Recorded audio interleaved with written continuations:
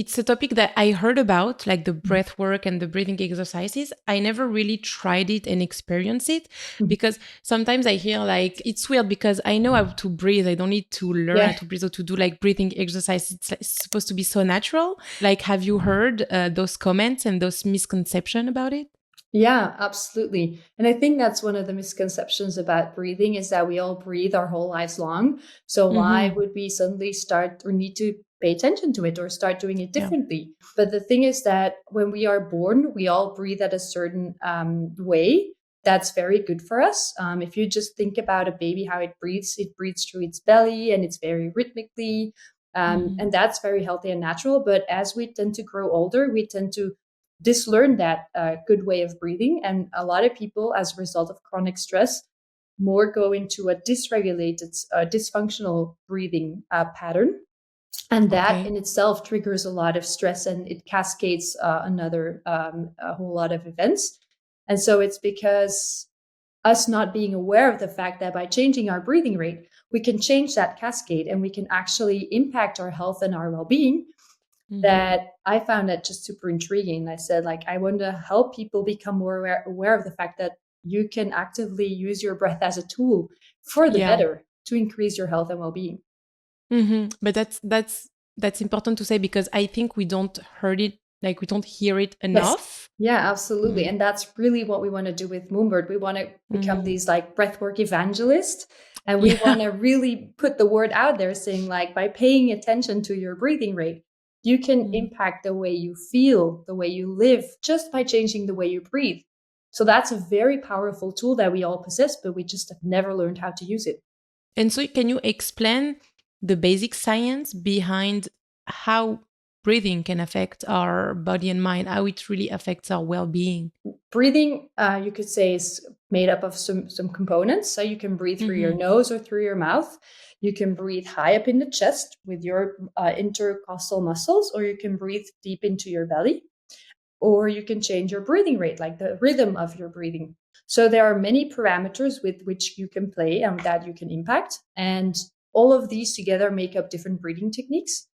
And so, for instance, if you start playing with the rate of your breathing, this impacts your nervous system, and you can shift by upregulating your breathing rate, by breathing faster. You can actually trigger a stress state. And by breathing slower or deeper, you can trigger the natural relaxation response of your body. And that really ensures that you enter into a calm, relaxed state of mind, but also physically. You will see that your heart rate will go down. You get less release of stress hormones and so on.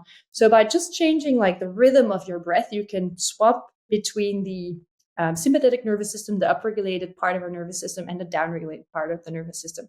That's why I sometimes call breathing like the remote control of our nervous system. And so should we do that, like this exercise on a regular basis, or it should be reintegrated in our way of breathing, like just normally for us to be relaxed and less stressed? Should we just say, okay, I'm going to do this 2 times a week or 3 times a week and put it like in our schedule, like, or it should be like just every day, all day long?